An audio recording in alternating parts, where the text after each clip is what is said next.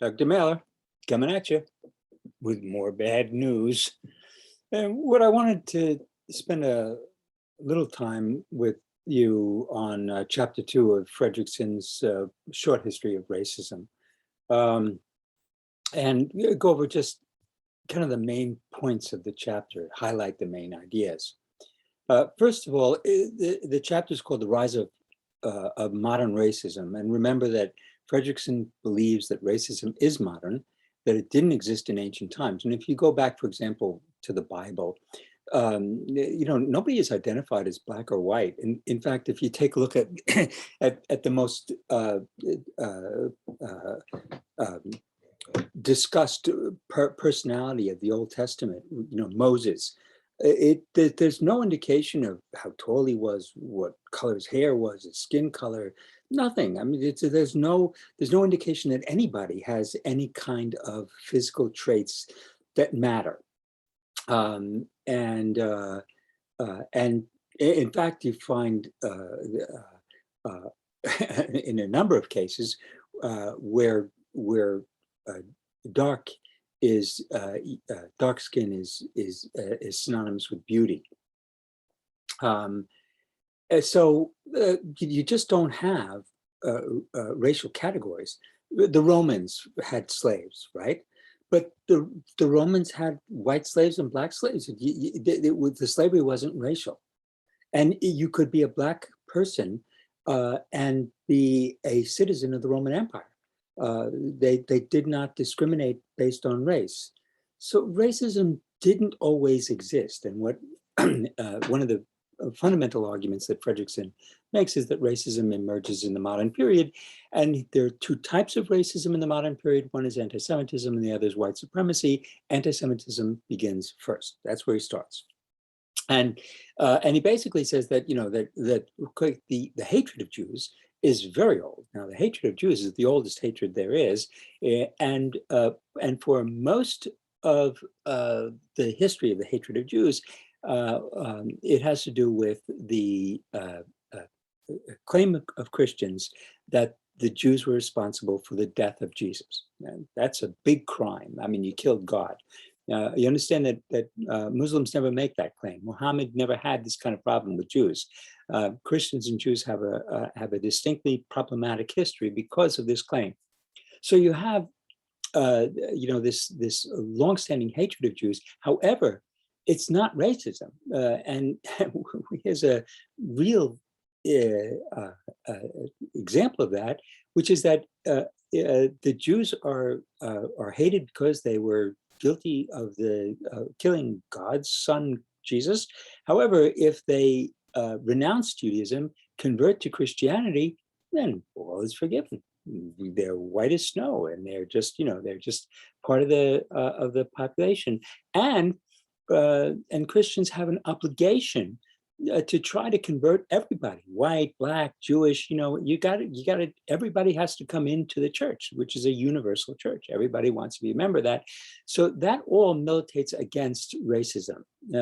Now, however, what happens is that kind of anti-Judaism, that hatred of Judaism, morphs into an idea that Jews are physically different, a racially different group. And Fredrickson identifies the period where that happens in the Inquisition in Spain, because what you have after the Inquisition is a lot of Jews convert to Christianity. So now they're supposed to be,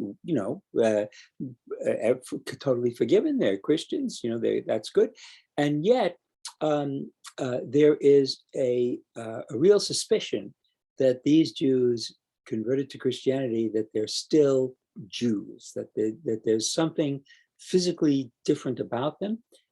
And you begin to have emerging the idea that the Nazis will finally articulate very clearly, which is that, for the Nazis, you couldn't just convert to Christianity. The Nazis didn't care whether you converted to Christianity or not. If your parents were Jewish, if one of your grandparents were Jewish, then you were Jewish, that's it. And it didn't matter if you had converted to Christianity or not, because you cannot convert away from, it's like trying to convert from black to white. It's racial, it's part of your blood.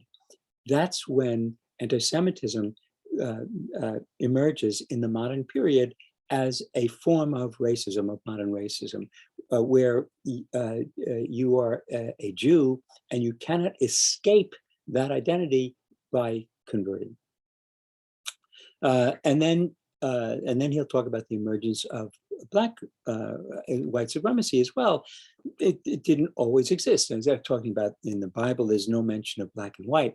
But I also showed you last week that if you look at the pictures that Renaissance painters made of the first black people from Africa that they ran into, these were the first black people who came to Europe were merchant princes. They were fabulously wealthy. They came with boatloads full of things that Europeans had never seen, because Northern Africa was a place of high culture with Damascus steel. They could bring steel made in Damascus, Syria, was the finest in the world. And these black men from Africa, decked out, in robes, setting off these, they were princes. And they're depicted that way in the portraits of the Renaissance. So you don't have any of this, like that they're inferior. There's no sense of that. So both anti-Semitism and white supremacy, Fredrickson argues, are modern inventions. They emerge in the modern period. The modern period, he talks about maybe 15th century, 16th century, 17th century. So, there's also something, a fundamental concept, which is that, if you start off as looking at the Jewish Christian view of the world, Muslim too, Adam and Eve. You start off with Adam and Eve. And so all the human species, all humans on the planet are descended from Adam and Eve. So they're not different races. They're all just cousins and distant cousins. And in fact, the world was only 6,000 years old. So there isn't a lot of time for things to change. And you have people like Thomas Jefferson believing that all of the changes, all the differences that we see, black people of Africa are black because it's warm in Africa, there's sun in Africa, whatever it is turns their skin black. In America, whatever it was turned the skin of Native Americans red. And Jefferson fully expected that black slaves brought to the United States would eventually turn white. It wasn't permanent. In fact, Jefferson wasn't sure that his slaves were inferior intellectually. But the one thing that he was sure of, Jefferson is an Enlightenment thinker, the one thing that he was sure of was that his slaves were inferior in appearance. He understood this with his own eyes. You could look around, you look at black people and they're ugly. You look at black people and they're smelly. Black people are ugly and smelly, and that, and there's nothing to argue about there. I mean, I don't know, Jefferson said, maybe because they're slaves and they don't get an education, they don't get a chance to show their intelligence. But one thing I can tell you, they are ugly and smelly. I mean, that much, I can tell you is true because I perceive it to be true directly. This is something that Fredrickson points out is very important in racism, this aesthetic quality of racism.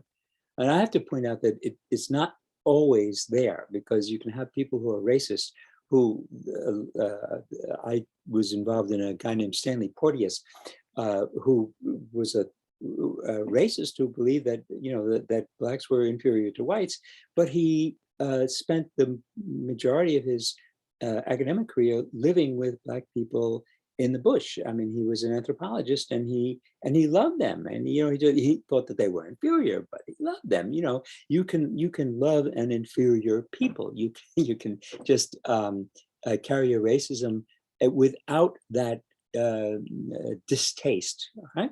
It's still racism. So,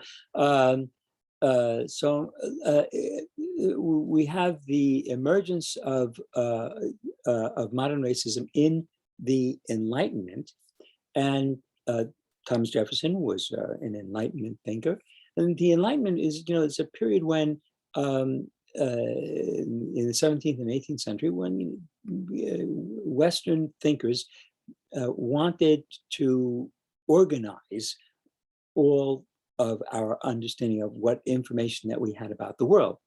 And so you wanted to, they created the first encyclopedia. Let's see what we know about everything, and we'll go from A to Z, and we'll put it into a set of books so that we have everything that we know, and it's all organized. And when it comes to life on the planet, Carl Linnaeus was this famous Enlightenment thinker who said, okay, let's take all of the cats, and there are lions and leopards and house cats, and we'll give them, we'll give everything that's living two names. One name will be the species, the general name for the category, which is cats. It would be felines, and then the second name would be the specific kind of cat, the house cat. He sets up a typology of all of the living things, and of course that extends to humans. And so we start to categorize. How do you divide up humans? I mean, you can look at skin color, but there are a lot of different kinds of skin color. And there's facial types, and there's geographic distribution. There are all kinds of different ways. And in fact, you get among the early anthropologists, you have, Caucasians, Mongolians, Ethiopians, Americans, Malays, all kinds of different categorizations. But in the United States, the anthropologists look at white, black, and red. Right? Understand? Because this is the United States. It's all contextual. So where you live. The Germans, it's Jews, whites, and Hottentots.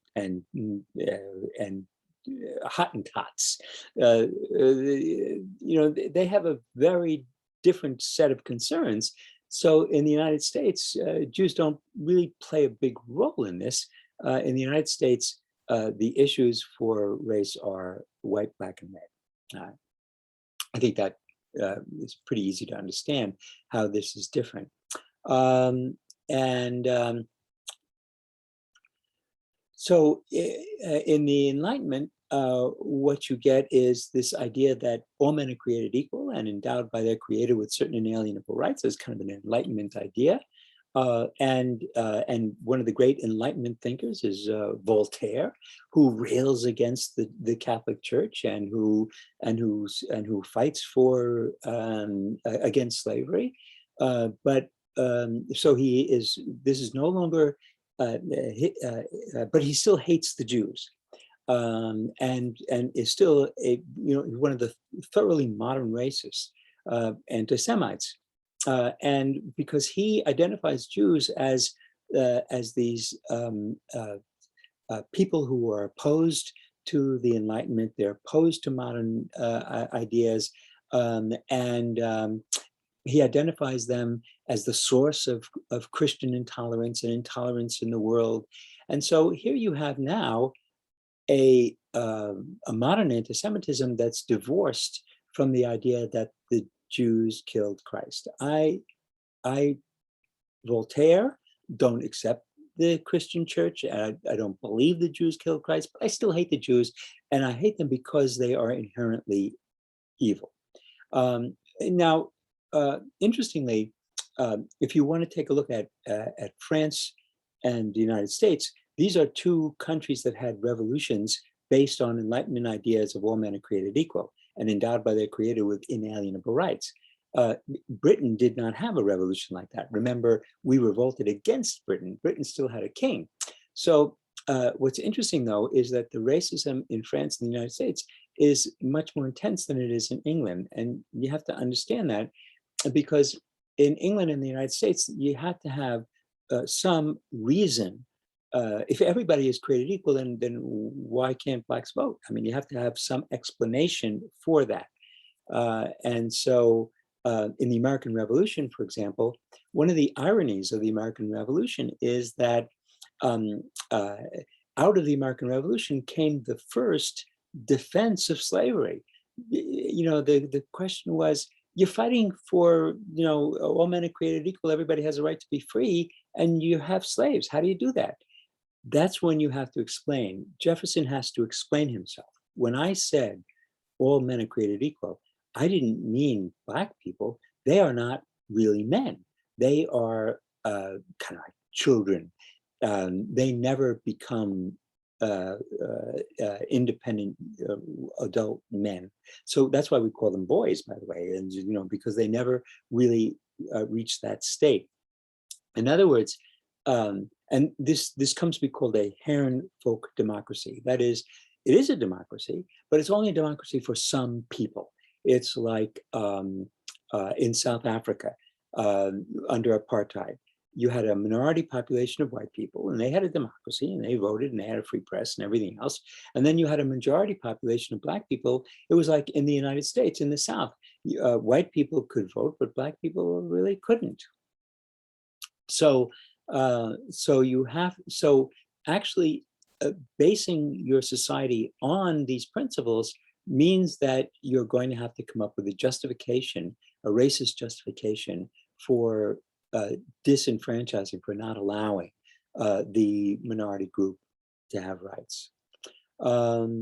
So I think that's about all I wanted to make mention of. Let me see, emancipation. Okay, yeah. He also talks about here. This is also, this is actually interesting when you think about emancipation.